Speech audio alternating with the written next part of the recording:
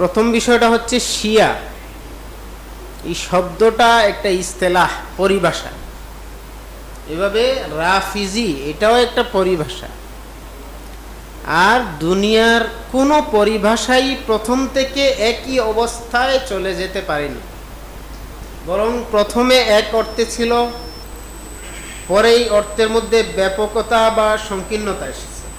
যে কোনো পরিভাষার ক্ষেত্রে এটা মানানসই। আমরা উদাহরণস্বরূপ আনতে পারি আহলুস সুন্নাহ ওয়াল জামাত এই শব্দটাকে।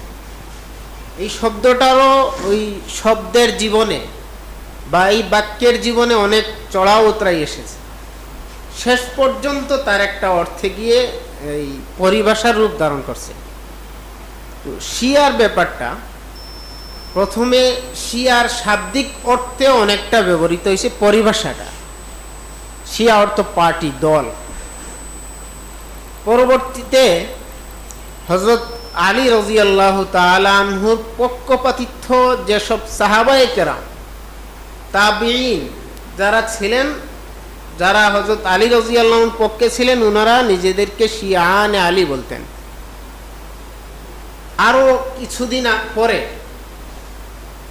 এই পরিভাষার মধ্যে আরো একটু সংকীর্ণতা আসছে। পরে আর শিয়ানে আলী থাকেন, বরং হযরত আলী রাদিয়াল্লাহু তাআলা আনহুকে হযরত আবু বকর, ওমর এবং ওসমান রাদিয়াল্লাহু আনহুম উনাদের থেকে শ্রেষ্ঠ যারা মানত, তারা নিজেদেরকে শিয়া বলে পরিচয় দিত। এদেরকে বলা হয় তাফজিলি শিয়া। এরপর পরবর্তীতে বানু উমাইয়া যারা ছিলেন, বানু উমাইয়ার মানুষ, এদের বিপরীতে যারা গেছেন সবাই হয়ে গেছেন শিয়া। মানে নামটা তাদের ক্ষেত্রে লাগানো হতো, আকীদার দৃষ্টিতে এরা শিয়া ছিলেন না।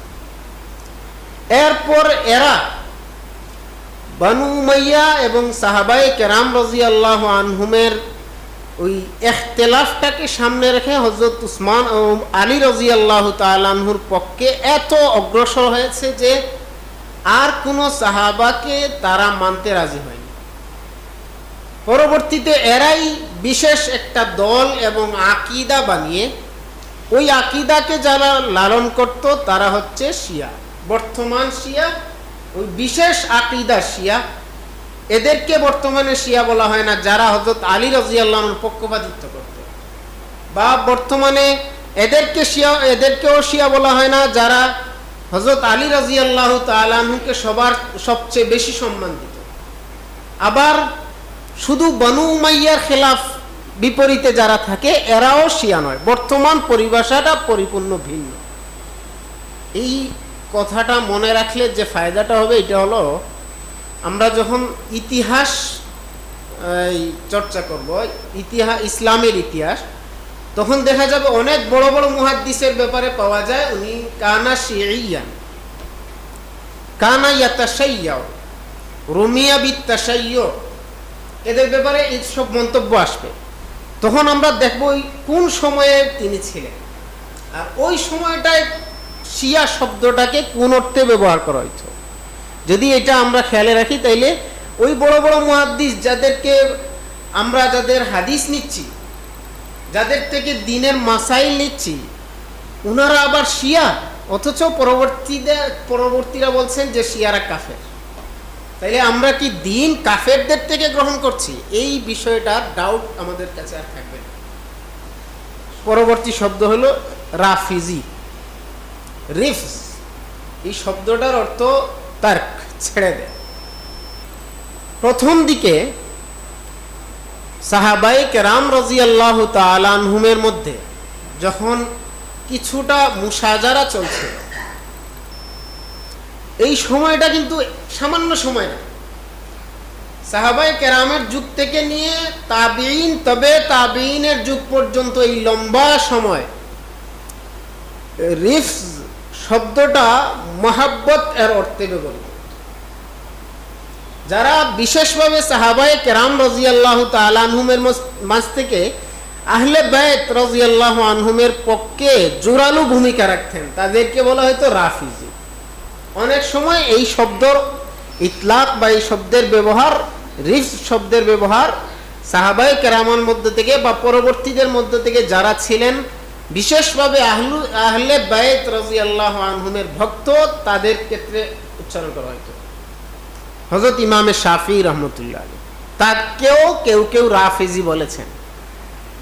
তিনি এর জবাবে শের প্রসিদ্ধ তার কবিতা আছে, লাউ কানা রিফযু হুব্বা আলি মুহাম্মাদিন ফালইয়াশহাদিস সাকালানি আন্নী রাফিজু। যদি মুহাম্মদ সাল্লাল্লাহু আলাইহি ওয়াসাল্লামের আহলে বাইতের মহব্বত এটাকেই রাফিজিয়ত বলা হয়, তাহলে সারা দুনিয়ার জিন এবং মানুষ সবাই যেন সাক্ষী থাকে যে আমি একজন রাফিজি।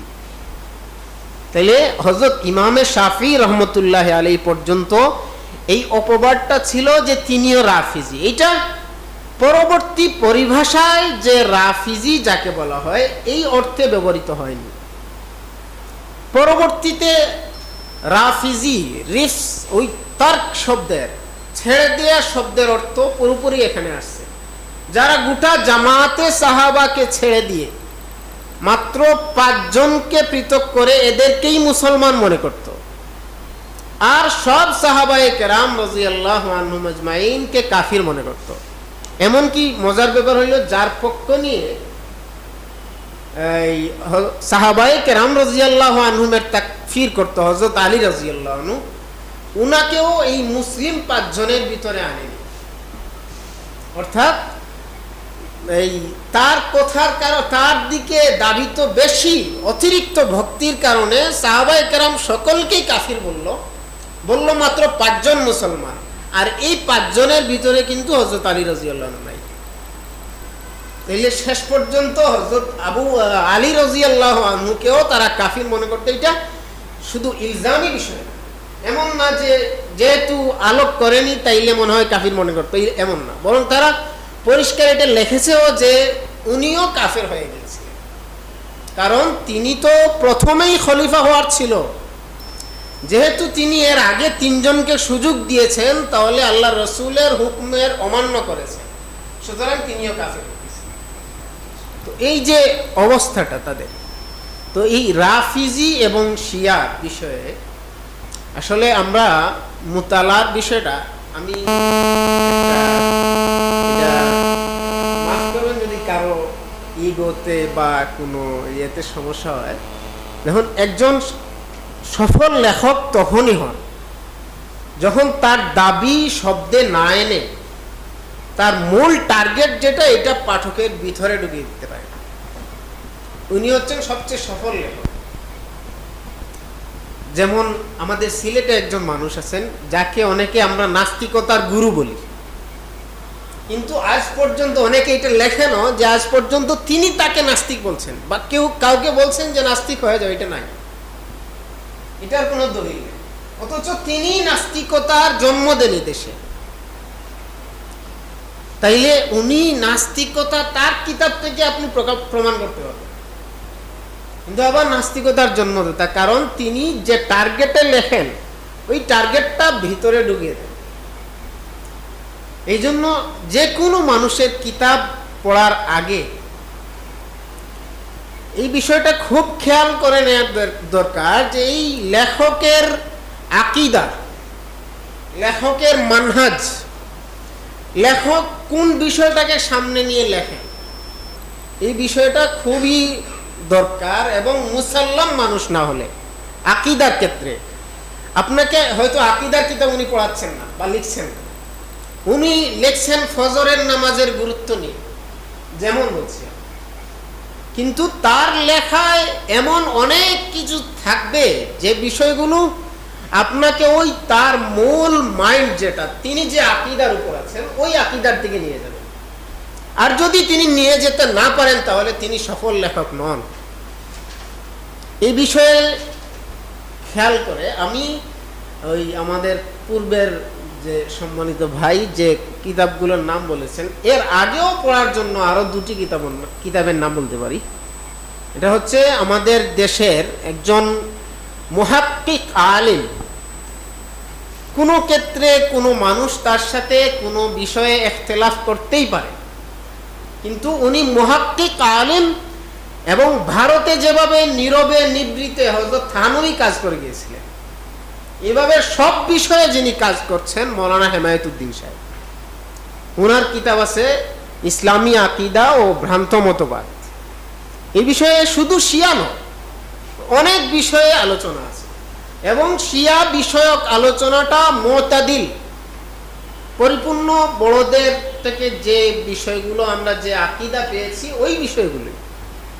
আচ্ছা, এই কিতাব। আরেকটা তখনকার বিশ্বের প্রভাবশালী সাংবাদিক আলেম, বরং হযরত ইমামুল আসর আল্লামা কাশ্মীরি রহমতুল্লাহ আলাইহির যারা হাতে গোনা বড় শাগরিদ ছিলেন, ওনাদের মধ্য থেকে প্রথম সারির মানুষ হযরত মাওলানা মনজুর নোমানী। ওনার কিতাব আছে ইরানি ইনকিলাব, ইমাম খামেনি ও ইরানি ইনকিলাব নামে বাংলায়ও এটা অনুবাদ হয়েছে। এই দুইটা কিতাব মূল ধরে পরবর্তীতে পড়তে থাকবে। এটা আমরা বলবো এগুলো আগে পড়বেন, পরে ওইগুলো ইনশাআল্লাহ। এতে ওই লেখকের সালাফিজম আপনার মাঝে আসবে। ওই লেখকের কিছু বিষয়ে তিনি নমনীয়, দাড়ি টাড়ি ইত্যাদি বিষয়ে ওনারা নমনীয়। এই বিষয়গুলো আপনাদের কাছে, আমার কাছে আসবে না। আরেকটি বিষয়, ওই রাফিজিরা বা বর্তমান যে শিয়া যাদেরকে আমরা ইসনা আশারিয়া বলি, এদেরকে তো আমরা কাফির বলি। এদের মূল কুফরের পয়েন্টগুলো কি, এই বিষয়গুলো ধরার দরকার। শিয়া ইসনা আশারিয়া যারা, এদের কুফরের মূল পয়েন্টটি হচ্ছে ইমামত। ইসনা আশারিয়া শব্দের মাঝেই তাদের কুফর লুকায়িত। তারা ইমামের আকীদা রাখে, 12 জন ইমাম আসবে। আমি এটা দলিল স্বরূপ বলছি না, এটা বোঝানোর জন্য বলছি সামনের কথাটা। হযরত শাহ ওয়ালিউল্লাহ মুহাদ্দিস দেহলভী রহমতুল্লাহ আলাইহি তিনি ফুয়ুজুল হারামাইনে লিখেছেন যে হারাম শরীফের সামনে আমি ধ্যানমগ্ন, আল্লাহ রসুল সাল্লাল্লাহু আলাইহি ওয়াসাল্লামের জিয়ারত নসিব হবে। আমি জিজ্ঞেস করলাম, আল্লাহ রসুল, শিয়াদের ব্যাপারে আমি কি ধারণা রাখবো, এরা মুসলমান না কাফির? তিনি ইশারা করলেন স্বপ্নের মধ্যেই যে তুমি শিয়াদের ইমামতের আকীদাটা পড়ো। তিনি শিয়াদের ইমামতের আকীদা পড়লেন, পড়ার পর লেখছেন শিয়াদের আকীদায়ে ইমামতের বিশ্বাসটা সম্পূর্ণ পরিপূর্ণ খতমে নবুয়তের বিপরীত আকীদা। আর এই খতমে নবুয়তের বিপরীত আকীদা রাখার পর আর কোন দলিল ছাড়া এরা কাফের হয়ে যায়। দ্বিতীয় যে বিষয়টি তাদের কুফরের বিষয়, এটা হচ্ছে কুরআনে কারীমকে বিকৃত মনে করা। তাফসিলি আলোচনার এখন সুযোগও নাই, দরকার নেই, অনেক করছেন অবশ্য। এরপরের বিষয়, তামাম উম্মত একমত যদি কেউ আমরে মুতাওয়াতির অস্বীকার করে তাহলে সে কাফির হয়ে যায়। আর শিয়াদের মুতাওয়াতির অস্বীকারের যদি একটা সূচি তৈরি করা হয় তাইলে হয়তো 1.5-2 পৃষ্ঠার কমে আসবে। চতুর্থ বিষয়, হযরত সাইয়্যিদুনা আবু বকর সিদ্দিক রাদিয়াল্লাহু আনহুর সাহাবিয়তকে ইনকার করা, বরং তাকে কাফির বলা। তামাম উম্মত একমত, যদি কেউ সাহাবায়ে কেরামের মধ্য থেকে অন্য কোন সাহাবীকে সাহাবী নয় এই কথা বলে তাহলে তাকে কাফির বলা যাবে না, কোনো একজন। কিন্তু একমাত্র হযরত আবু বকর সিদ্দিক রাদিয়াল্লাহু তাআলা আনহুর ব্যাপারে উম্মতের ইজমা, মান আনকারা সুহবাতা আবি বকরিন ফাহুয়া কাফির। যে হযরত আবু বকর রাদিয়াল্লাহু আনহুর সাহাবী হওয়ার বিষয়টাকে ইনকার করবে, অস্বীকার করবে, সে কাফির। এরা সাহাবী তো মানেই না, বরং কাফির বলে। এজন্য তারা এই ক্ষেত্রেও কাফির। আরো বিষয় আছে, যেমন হযরত আয়েশা রাদিয়াল্লাহু তাআলা আনহা সম্পর্কে। আয়েশা রাদিয়াল্লাহু তাআলা আনহার বারাআতে প্রায় 18টা বা 22টা আয়াত আছে। যদি এখন কেউ